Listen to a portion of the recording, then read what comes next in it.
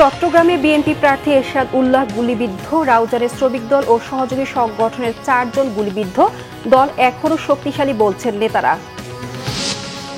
দেশে অবাধ সুষ্ঠু নির্বাচন চায় সেনাবাহিনী, ভোট শেষে ফিরে যেতে চায় সেনানিবাসে সেনা সদরের ব্রিফিং। এনসিপির প্রার্থী ঘোষণা 15 নভেম্বরের মধ্যে প্রার্থী দেবে না বেগম জিয়ার নির্বাচনী এলাকায়, মধ্যপন্থীদের নিয়ে তৃতীয় আরেকটি জোটের আভাস। পাইলটের উড্ডয়ন ত্রুটির কারণেই মাইলস্টোন দুর্ঘটনা, ঢাকার বাইরে প্রশিক্ষণের পরামর্শ, শেখ হাসিনার কর্মকাণ্ড সরকারের নজরে আছে জানালেন প্রেস সচিব। দেখছিলেন ক্রাউন সিমেন্ট সংবাদ শিরোনাম, এবার বিস্তারিত। চট্টগ্রামে নির্বাচনী জনসংযোগের সময় গুলিবিদ্ধ হয়েছেন নগর বিএনপির আহ্বায়ক এরশাদ উল্লাহ। এ সময় 2 জন আহত হয়েছেন। এরশাদ উল্লাহ আশঙ্কা মুক্ত বলে জানা গেছে। হামলার তীব্র নিন্দা জানিয়েছেন বিএনপি মহাসচিব মির্জা ফখরুল আলমগীর।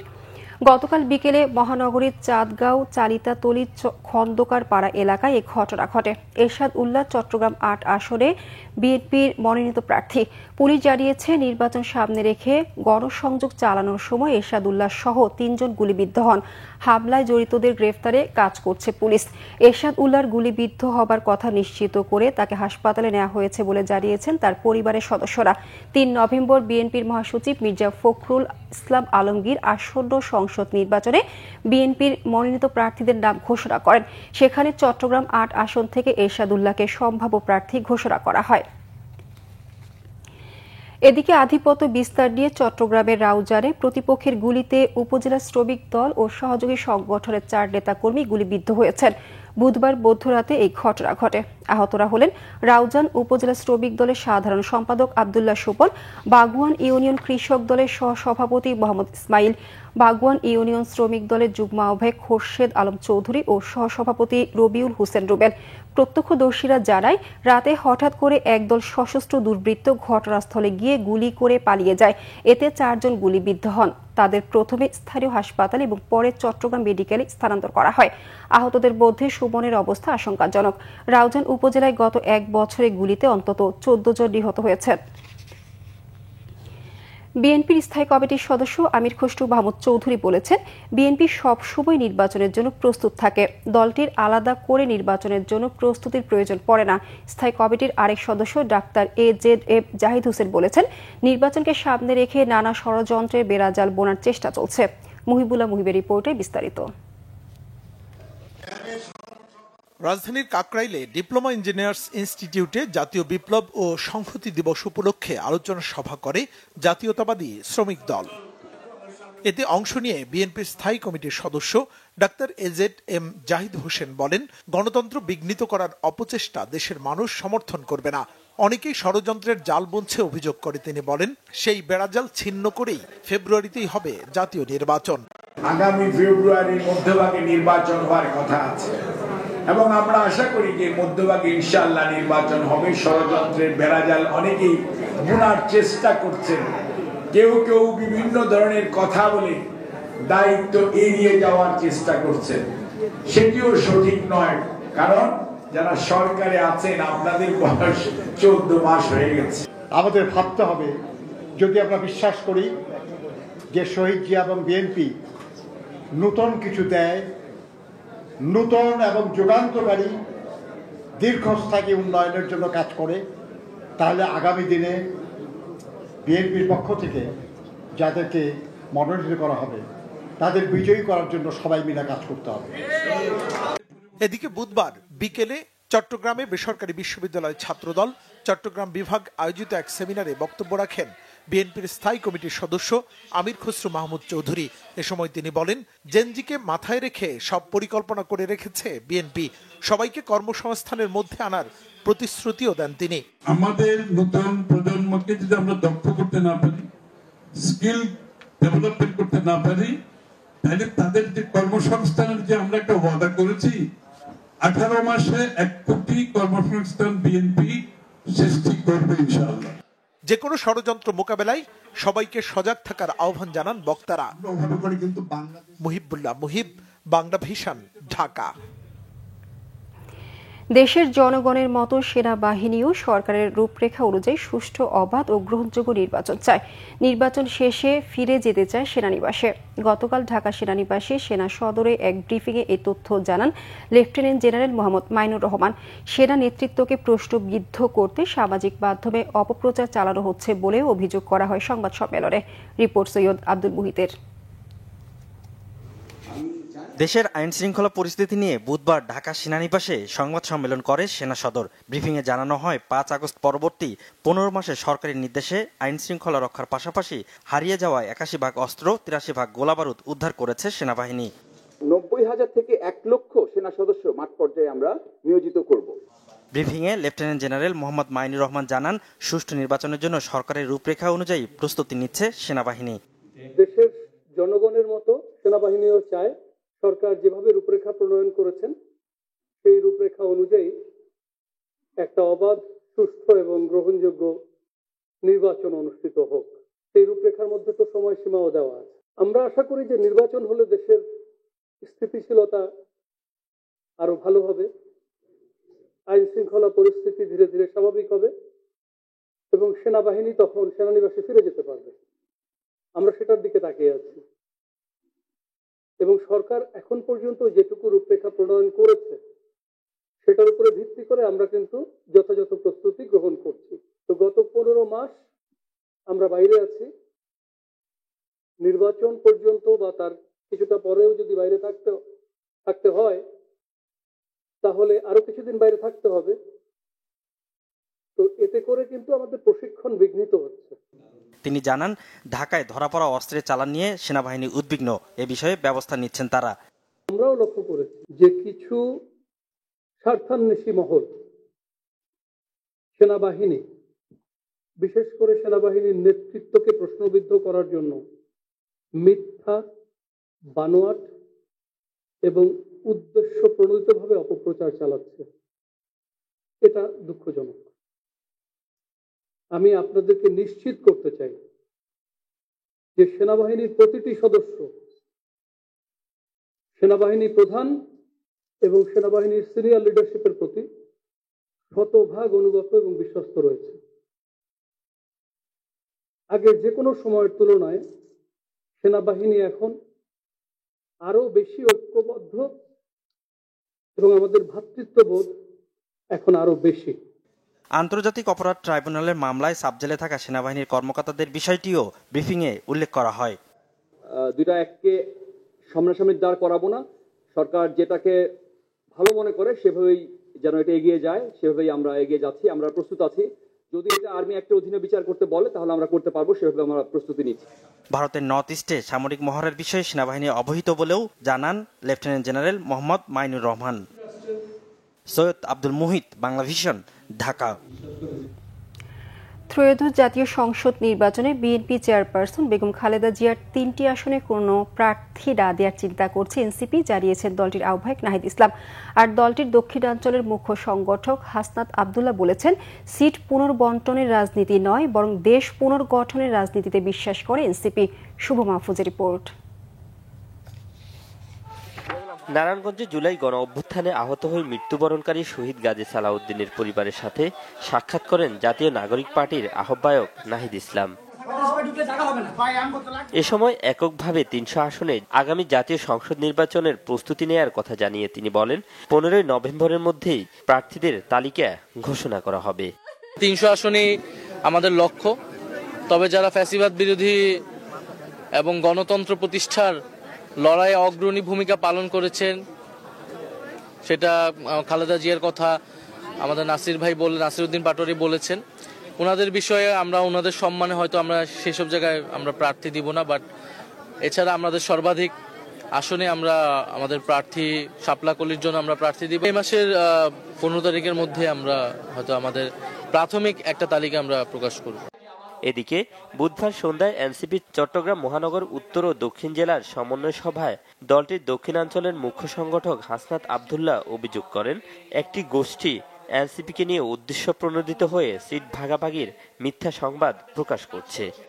আমরা রাষ্ট্র পুনর্গঠনে আমরা বিশ্বাসী। সুতরাং যারা এই সিটের পুনর্বন্টন নিয়ে আপনারা আলাপ আলোচনা করছেন ব্যাকগ্রাউন্ডে, বিভিন্ন রাজনৈতিক দল তাদের পেইড কিছু জার্নালিস্ট আছে, তাদেরকে দিয়ে নিউজ করাচ্ছে। এই মিডিয়া মাফিয়া মতিউর ওনাকে বলেছেন উনি যদি রাজনীতি করতে হয় তাহলে ওনাকে রাজনীতি করতে হবে, যদি সাংবাদিকতা করতে হয় ওনাকে সাংবাদিকতা করতে হবে। দুইটা, আপনি সাংবাদিকতার পেশা নিয়ে আপনি রাজনীতি করবেন, রাজনৈতিক কমেন্টস দিবেন, আর রাজনৈতিক দলের আপনি চরিত্র হনন করবেন, সেটা হতে পারে না।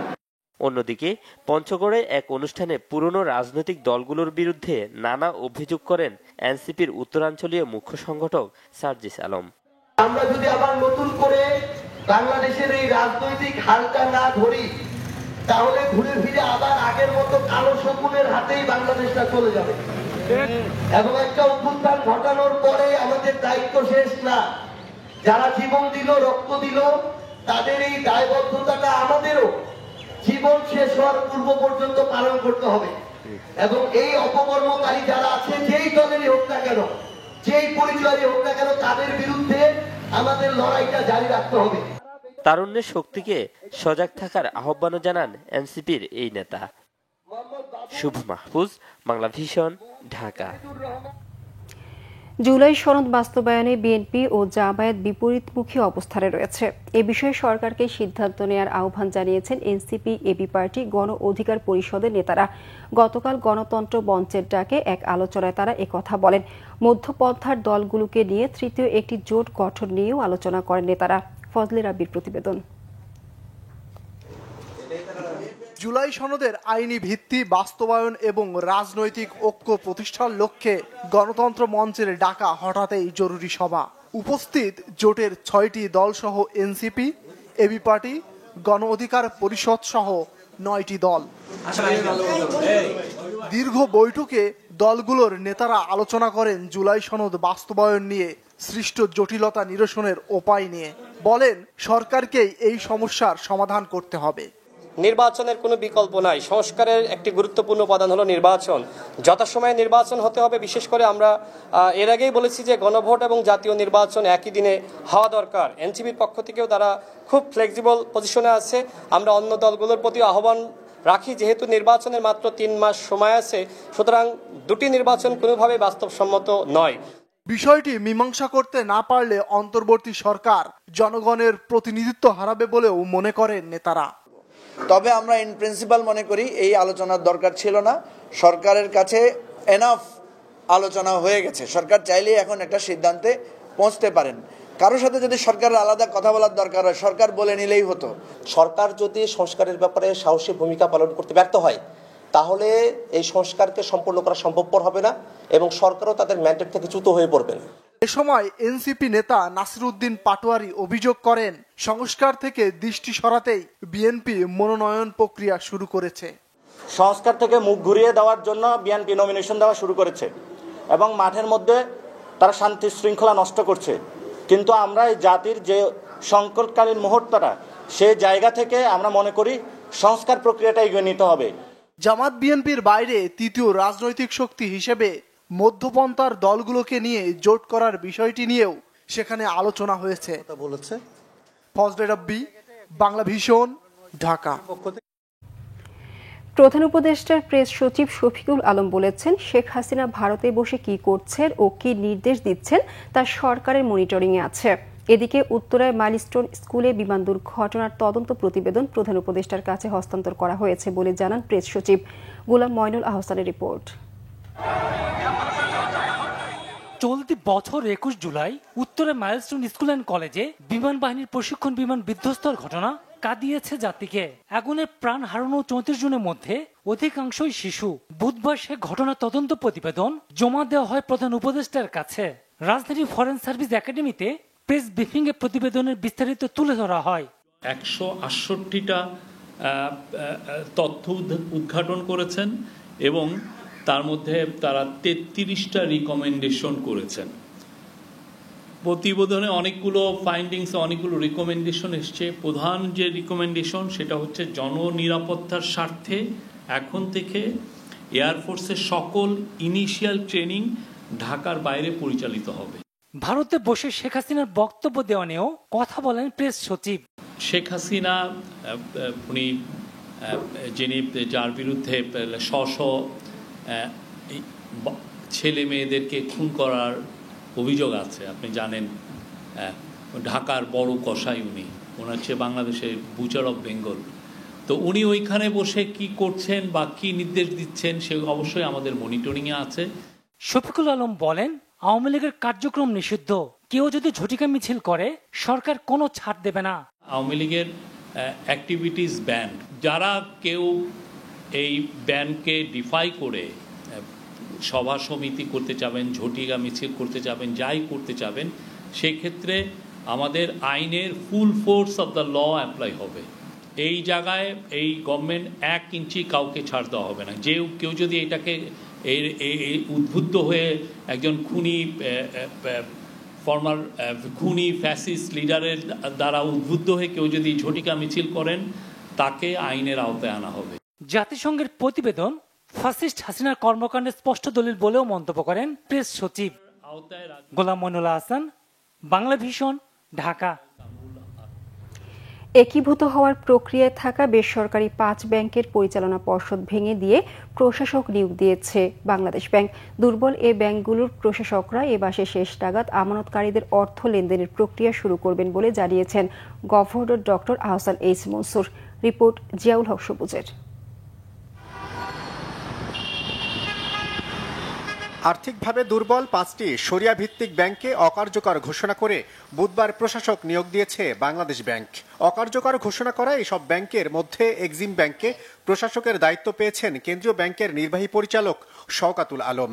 অন্য ব্যাংকের মধ্যে মোহাম্মদ সালাউদ্দিনকে সোশ্যাল ইসলামী ব্যাংকে, ফার্স্ট সিকিউরিটি ব্যাংকে মোহাম্মদ বদিউজ্জামান দিদার, ইউনিয়ন ব্যাংকে আবুল হাশেম এবং মোহাম্মদ মাকসুদুজ্জামানকে দেয়া হয়েছে গ্লোবাল ইসলামী ব্যাংকের দায়িত্ব। নতুন ব্যাংকের সাথে নবনিযুক্ত প্রশাসকরাই এখন থেকে ব্যাংকগুলো পরিচালনা করবেন বলে জানিয়েছেন governor doctor Ahsan H Mansur. এটা বেসরকারি ব্যাংকের মতোই, সরকারি ব্যাংক হিসেবে বেসরকারি ব্যাংকের মতোই চলবে। সরকারি পে স্কেল ইত্যাদি এখানে আসবে না। অর্থাৎ যারা বর্তমানে যারা যে বেতন পাচ্ছেন তারা সেই বেতনই বর্তমানে পাবেন। পরবর্তীতে আমরা ডিক্লেয়ার করব যে salary structure nationalisation this that, সেটা আস্তে আস্তে হবে। গভর্নর জানান, ফেব্রুয়ারিতে সরকার পরিবর্তন হলেও একীভূত হওয়ার প্রক্রিয়া বাধাগ্রস্ত হবে না। মার্জার ঘোষণার প্রথম দিন থেকে গ্রাহকরা পাবেন বাজার ভিত্তিক মুনাফা। এখানে কিছু আইনগত প্রক্রিয়াগত বিষয় আছে যেটাকে 100% প্রেডিক্ট করাটা ঠিক নয়। আমাদেরকে স্টক টেকিংও করতে হবে যে 2 লক্ষ টাকা অ্যাসেট কারা কোন ব্রাঞ্চে কোথায় তাদের অ্যাকাউন্টস, সেগুলো সব ঠিকঠাক করে নিতে হবে। টাকা সেখানে প্লেসমেন্ট করে রাখতে হবে। হিউজ লজিস্টিক্যাল ব্যাপার আছে। তো এগুলো করে আমরা আশাবাদী এই মাসের শেষ নাগাদ আমরা এখানে তাদের হাতে, যদি তারা চায় তাদের হাতে দিতে পারবো। কিন্তু আমি এটাও আশা করব যে আপনার তো টাকার তো সবার ইমিডিয়েট দরকার নেই, যাদের দরকার আছে তারা অবশ্যই টাকা তুলবেন। গভর্নর জানান, উচ্চাভিলাষী লক্ষ্য হলেও ব্যাংকগুলো একীভূত হতে 1 থেকে 2 বছর সময় লাগতে পারে। 75 লাখ গ্রাহকের এই ব্যাংক একীভূত হওয়ার প্রক্রিয়া সম্পূর্ণ হলে দেশের শক্তিশালী ব্যাংকে পরিণত হবে এমন দাবি তার। আমরা একটা ভায়াবল প্রতিষ্ঠান হিসেবে সাকসেসফুলি অপারেশন। জিয়াউল হক সবুজ, বাংলা ভিশন, ঢাকা। পদ্মা নদীর ন্যায্য পানির হিস্যা ও নদী ভাঙন রোধে পদক্ষেপ নেওয়ার দাবিতে চাঁপাইনবাবগঞ্জে সমাবেশ করেছে বিএনপি। শিবগঞ্জ উপজেলার মডেল সরকারি উচ্চ বিদ্যালয় মাঠে এতে প্রধান অতিথির বক্তব্য রাখেন বিএনপি চেয়ারপারসন উপদেষ্টা বীর মুক্তিযোদ্ধা অধ্যাপক শাহজাহান মিয়া। শিবগঞ্জ উপজেলা বিএনপির আহ্বায়ক আশরাফুল হকের সভাপতিত্বে সমাবেশে প্রধান বক্তা ছিলেন বিএনপি চেয়ারপারসনের উপদেষ্টা ও সাবেক এমপি হারুনুর রশিদ। সমাবেশে বিএনপি চেয়ারপারসনের উপদেষ্টা অধ্যাপক শাহজাহান মিয়া বলেন, পদ্মা নদীর পানির ন্যায্য বন্টনে সবাইকে ঐক্যবদ্ধ হতে হবে। সমাবেশে সাবেক সংসদ সদস্য আমিনুল ইসলাম, পৌর বিএনপির যুগ্ম আহ্বায়ক আবুল বাশার উপস্থিত ছিলেন। বিমানবন্দরের কার্গো ভিলেজের আগুনের ঘটনায় গঠিত তদন্ত কমিটির মেয়াদ বাড়িয়েছে সরকার। বুধবার সচিবালয়ে বৈঠক শেষে একথা জানান দুর্যোগ ব্যবস্থাপনা উপদেষ্টা ফারুক ই আজম। উপদেষ্টা বলেন, এ ধরনের ঘটনার যেন পুনরাবৃত্তি না হয় এবং অতি গুরুত্বপূর্ণ স্থাপনা নিরাপত্তার বিষয়টি খতিয়ে দেখা হবে। স্বরাষ্ট্র মন্ত্রণালয়ের সিডিও সচিব বলেন, ঘটনা তদন্তে কাজ চলমান আছে। তবে পুরো প্রতিবেদন দিতে আরও কিছুদিন সময় লাগবে। তিনি জানান, তুরস্কের একটি বিশেষজ্ঞ দলও কাজ করছে। জানান, চলতি মাসের মধ্যেই প্রতিবেদন দেওয়া সম্ভব হবে। সাংবাদিকদের প্রশ্নের জবাবে বলেন, সেখানে থাকা অস্ত্র চুরি হয়েছে কিনা সেটা নিশ্চিত করে বলা যাবে না। মালামালের তালিকা সংগ্রহ করে খতিয়ে দেখতে হবে। রাজধানীর মোহাম্মদপুর কৃষি মার্কেটে নিষিদ্ধ পলিথিন বিক্রি ও সরবরাহের বিরুদ্ধে অভিযান চালিয়ে 2টি গোডাউন থেকে 1.5 টন পলিথিন জব্দ করেছে র্যাব। এ সময় 6টি প্রতিষ্ঠানকে 50,000 টাকা জরিমানা করেছে র্যাব 2 এর ভ্রাম্যমাণ আদালত। দুপুরে মোহাম্মদপুর কৃষি মার্কেটে অভিযান চালানো হয়। অভিযান শেষে সংবাদ সম্মেলনে র্যাব 2 এর অধিনায়ক অতিরিক্ত ডিআইজি মোহাম্মদ খালিদুল হক হাওলাদার বলেন, পরিবেশ সুরক্ষায় নিষিদ্ধ পলিথিনের উৎপাদন, বিক্রি ও ব্যবহার বন্ধে র্যাব নিয়মিত অভিযান চলমান থাকবে।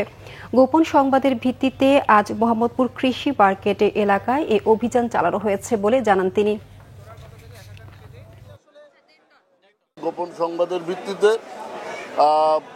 মার্কেট সংলগ্ন মাজার গলির একটি গোডাউন থেকে 2টি গোডাউন থেকে প্রায় 1.5 টন বিভিন্ন রঙের আমরা পলিথিন উদ্ধার করি এবং জব্দ করি। আমরা যেখানে পলিথিন পাবো, যেখানে অবৈধ পলিথিনের ব্যবহার, সংরক্ষণ, মজুদ, বিপণন পাবো, আমরা সেখানেই আইন অনুযায়ী ব্যবস্থা গ্রহণ করব। যুক্তরাষ্ট্রের নিউ ইয়র্ক সিটির মেয়র নির্বাচিত হয়েছেন জোহরান মামদানি। নিউ ইয়র্ক পেল প্রথম মুসলিম আর ভারতীয় বংশোদ্ভূত নগরপিতা। নগরীর কৃষ্ণাঙ্গ অভিবাসী ইহুদি ও মুসলিমদের অধিকার প্রতিষ্ঠায় লড়াইয়ের প্রতিশ্রুতি দিয়েছেন নবনির্বাচিত মেয়র। বিস্তারিত মেহরাব হুসাইন খানের ডেস্ক রিপোর্টে। রেকর্ড জয় শব্দটির প্রতি যথার্থ সমীহ করেছেন, মান রেখেছেন জোহরান মামদানি। মহানগরী নিউ ইয়র্কের প্রথম মুসলিম মেয়র, প্রথম অভিবাসী মেয়র, প্রথম ভারতীয় বংশোদ্ভূত মেয়র। ভোটদানের রেকর্ড এ যেন একের পর এক রেকর্ড সৃষ্টির অনবদ্য নজির। এত বিপুল ভোটারের অংশগ্রহণ 3 যুগেও দেখেনি নিউ ইয়র্কবাসী। তাকে হারানোর জন্য ক্ষমতাসীন রিপাবলিকানরা তো বটেই, মুসলিম আর অভিবাসী বিদ্বেষী ডেমোক্র্যাটরাও কম যাননি। এত চ্যালেঞ্জ পাড়ি দিয়ে জয় ছিনিয়ে আনা মামদানিকে বাস্তবায়ন করতে পারবেন নির্বাচনী প্রতিশ্রুতি, পূরণ করতে পারবেন নগরবাসীর আকাঙ্ক্ষা। এখান থেকেই নবযাত্রা শুরু হলো। এভাবে সম্মিলিত চেষ্টায় শুধু ট্রাম্প নয়, পরবর্তীতে যারাই আসবে তাদেরকেও ঠেকিয়ে দেব আমরা। ডোনাল্ড ট্রাম্প, আমি জানি আমাকে নজরে রাখছেন। আপনার জন্য 4টি শব্দ বলবো, গলার জোর বাড়াতে হবে। মার্কিন প্রেসিডেন্ট ডোনাল্ড ট্রাম্পের হুমকি আর বাধার দেয়ালের প্রতি চ্যালেঞ্জ ছুড়ে দিয়ে বিজয়ী ভাষণে নিজের জাত চেনানোর চেষ্টা করেছেন নয়া মেয়র মামদানি। নগরবাসীর দুর্ভোগ দূর করতে নির্বাচনী প্রতিশ্রুতি বাস্তবায়নের তালিকায় অগ্রাধিকার পাওয়া খাতগুলো পেশ করেছেন। মামদানিকে নির্বাচিত করার মাধ্যমে নগরবাসী বিপদের ঘণ্টা বাজিয়ে দিয়েছেন বলে মন্তব্য করেছেন নির্বাচনের ফলাফলে নিকটতম প্রতিদ্বন্দ্বী নগরীর সাবেক গভর্নর অ্যান্ড্রু কুমো। নিজেই রিপাবলিকান হলেও যৌন হয়রানিতে অভিযুক্ত ডেমোক্রেট নেতা কুমোকে সমর্থন দিয়েছিলেন মার্কিন প্রেসিডেন্ট ডোনাল্ড ট্রাম্প। সামাজিক মাধ্যম ট্রুথ সোশ্যালে দেয়া প্রতিক্রিয়ায় ট্রাম্প দাবি করেছেন, তিনি সশরীরে মামদানির বিরুদ্ধে না নামায় আর শাটডাউনের কারণে মেয়র নির্বাচনের দিকে নজর না দেয়ায় জিতে গেছেন মামদানি। এমন পরিস্থিতি ঠেকাতে ভোটার আইন সংস্কারের জন্য রিপাবলিকানদের কাজ শুরু করার আহ্বান জানিয়েছেন ট্রাম্প। এমনকি মামদানিকে ভোট দেয়া ইহুদিদের নির্বোধ বলেও কটাক্ষ করেছেন তিনি। নিউ ইয়র্কের মেয়র নির্বাচনের ফলাফলকে পরোক্ষভাবে প্রেসিডেন্ট ট্রাম্পের পরাজয় বলেছেন অনেকে। সমালোচকদের মতে আগামী প্রেসিডেন্ট নির্বাচনে প্রার্থী হওয়ার পরীক্ষায় হেরে গেছেন ট্রাম্প। প্রখ্যাত ভারতীয় চিত্র পরিচালক মীরা নায়ারের ছেলে জোহরান মামদানির জন্ম উগান্ডার রাজধানী কাম্পালায়। 34 বছর বয়সী মামদানির বাবা মাহমুদ মামদানি ভারতে জন্ম নেয়া উগান্ডার শিক্ষাবিদ। 7 বছর বয়সে বাবা মায়ের সাথে নিউ ইয়র্কে বসবাস শুরু করেন Zohran Mamdani. Mehrab Hussain Khan, Bangla vision, news desk. Cricket. টি-20 ক্রিকেটে ব্যাটিং র্যাঙ্কিংয়ে ক্যারিয়ার সেরা অবস্থানে উঠেছেন বাংলাদেশ ওপেনার তানজিদ তামিম। আইসিসি র্যাঙ্কিংয়ে তামিমের অবস্থান এখন 17তম, যা টি-20তে বাংলাদেশের ব্যাটারদের মধ্যে সেরা। ওয়েস্ট ইন্ডিজের বিপক্ষে টি-20 সিরিজে হোয়াইট ওয়াশ হয়েছে বাংলাদেশ। ক্যারিবীয়দের বিপক্ষে ওয়ানডে সিরিজ 2-1 জিতলেও টি-20তে বিরাট হতাশ করেছে টাইগাররা। যদিও টি-20 সিরিজে দু দলের মধ্যে 3 ম্যাচে 55 গড়ে সর্বোচ্চ 165 রান করেছেন তানজিদ তামিম। তাতেই ব্যাটিং র্যাঙ্কিংয়ে 20 ধাপ এগিয়ে 17তম স্থানে উঠেছেন তামিম। টি-20তে বোলিং র্যাঙ্কিংয়ে এগিয়েছেন টাইগার স্পিনার শেখ মাহেদী হাসান। 6 ধাপ এগিয়ে এখন 18তম স্থানে মাহেদী। তানজিম হাসান সাকিব 3 ধাপ এগিয়ে 34তম স্থানে। টি-20 বোলিং র্যাঙ্কিংয়ে বাংলাদেশ বোলারদের মধ্যে শীর্ষ 10-এ ছিলেন মুস্তাফিজুর রহমান, কিন্তু ক্যারিবীয়দের বিপক্ষে প্রত্যাশিত পারফরম্যান্স করতে না পারায় 12তম স্থানে নেমে গেছেন মুস্তাফিজ। সংবাদ শেষ করব ক্রাউন সিমেন্ট শিরোনামগুলো আরেকবার জানিয়ে। চট্টগ্রামে বিএনপি প্রার্থী এরশাদ উল্লাহ গুলিবিদ্ধ, রাউজানের শ্রমিক দল ও সহযোগী সংগঠনের 4 জন গুলিবিদ্ধ, দল এখনও শক্তিশালী বলছেন নেতারা। দেশে অবাধ সুষ্ঠু নির্বাচন চায় সেনাবাহিনী, ভোট শেষে ফিরে যেতে চায় সেনানিবাসে, সেনা সদরের ব্রিফিং। এনসিপির প্রার্থী ঘোষণা 15 নভেম্বরের মধ্যে প্রার্থী দেবে না বেগম জিয়া নির্বাচনী এলাকায়, মধ্যপন্থীদের নিয়ে তৃতীয় আরেকটি জোটের আভাস। পাইলটের উড্ডয়ন ত্রুটির কারণে মাইলস্টোন দুর্ঘটনা, ঢাকার বাইরে প্রশিক্ষণের পরামর্শ, শেখ হাসিনার কর্মকাণ্ড সরকারের নজরে আছে জানালেন প্রেস সচিব। এই ছিল এখনকার মতো, পরের সংবাদ সকাল 10টায়, এর আগে 9টায় রয়েছে নিউজ টপ 10 দেখার আমন্ত্রণ রইল। এছাড়া বাংলা ভিশন সংবাদ ও সংবাদ সংশ্লিষ্ট অনুষ্ঠান দেখতে ভিজিট করুন www.bvnews24.com ও facebook.com/banglavisionnews এবং সাবস্ক্রাইব করুন youtube.com/banglavisionnews। ধন্যবাদ সবাইকে।